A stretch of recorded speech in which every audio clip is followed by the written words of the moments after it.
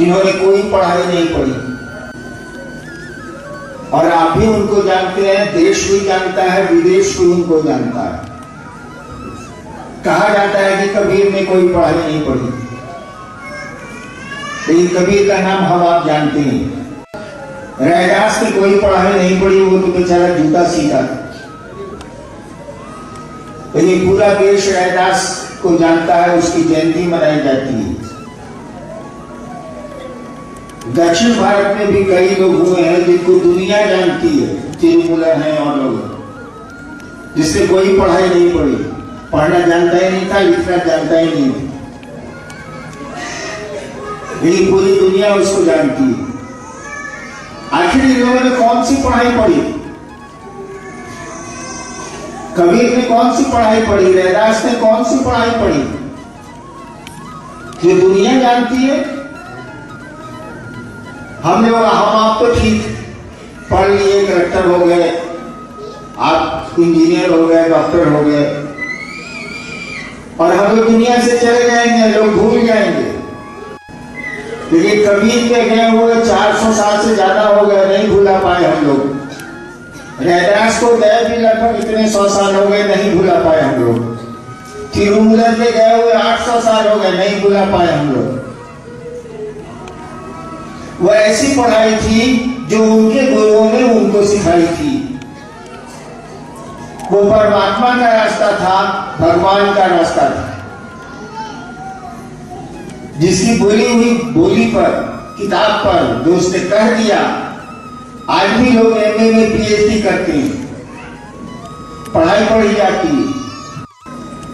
जिसने कुछ नहीं पढ़ा, उसके बोली हुई बात पर आज पीएचडी हो रहा एमए के बाद।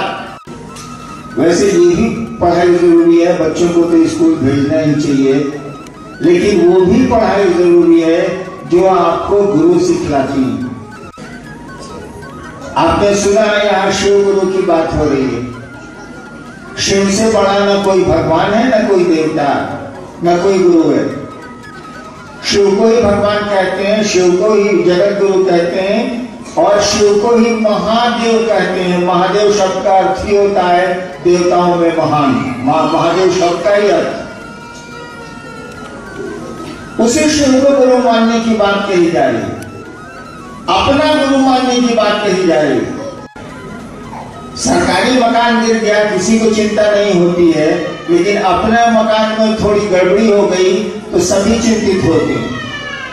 तो शिव तो सबका है, हम लोगों का नहीं है, हमारा नहीं है। हम लोगों ने कहा उस महादेव को अपना बनाओ, उस शिव को अपना गुरु बनाओ। वो गुरु है, हम लोग शिव से नहीं है, और इसमें कुछ नहीं लगता। आपने सुना लोग बोल रहे थे, आपको पता है मैंने शिव को गुरु कैसे माना? शायद प्रोफेसर साहब बता रहे होंगे, मैं उस समय नहीं था। मैंने शिव को गुरु माना था, उस समय मैं कानून का विद्यार्थी था, लॉ में पढ़ता था पटना में। श्मशान जाता था, एक रात श्मशान में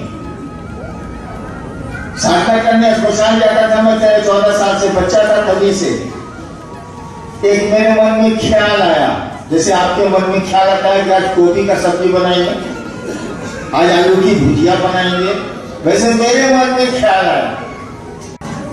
गुरु को भगवान कहा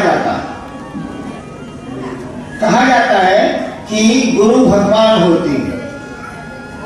तो मेरे मन में ख्याल आया कि भगवान गुरु कहे नहीं है। जब गुरु भगवान है तो भगवान गुरु कहे नहीं है। भगवान मैं जानता था शिव को, सही भी है, भारत का आध्यात्म शिव को ईश्वर कहता है। भगवान मैं जानता था महादेव को, मैंने महादेव को गुरु मान लिया, लेकिन मैं नहीं जानता था कि शिव गुरु है, मुझको पता नहीं था।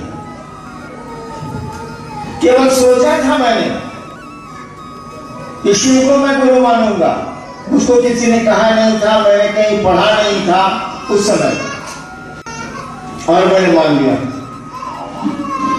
शिव को गुरु मान के मैं चुप हो गया। मुझको लगता था जैसे सब गुरु के यहाँ गड़बड़ी हो रही है, यहाँ भी गड़बड़ होगा, ये तो दिखता भी नहीं, महादेव तो नजर भी नहीं आता, ये बतियाएगा कैसे, मंत्र कैसे बताएगा, पूजा कैसे सिखलाएगा। मैं चुप हो गया। लेकिन शिव को मैंने गुरु मान लिया, मैं नहीं माना कि मेरे गुरु शिव हैं। हम माना था काहे के लिए? बहुत आदमी शिव को की पूजा करता है या गुरु मानता है बेटा बेटी के लिए। हमारा तो ब्याह नहीं हुआ तो बेटा बेटी कहाँ से? पैसे की जरूरत नहीं थी कि मेरे बाप खुद ही बहुत बड़े अफसर थे, तो पैसे के लिए भी नहीं माना, बेटा बेटी के लिए भी नहीं माना, परिवार था ही नहीं, अकेला था, मैं विद्यार्थी था, पढ़ता था। मैंने शिव को गुरु माना था जादू टोना सीखने के लिए।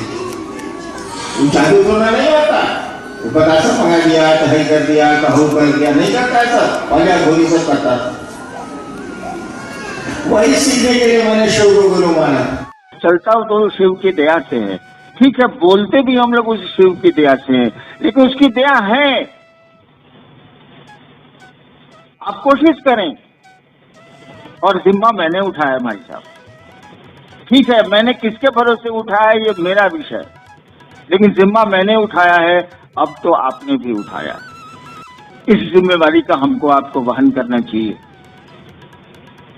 शिव मदद करें या न करें, वो दया करें नहीं करें, हम एक साथ हैं, हम आपके साथ हैं, आप मेरे साथ हैं। आसमान धरती पर आ सकता है। आप सबों को मेरा प्रणाम।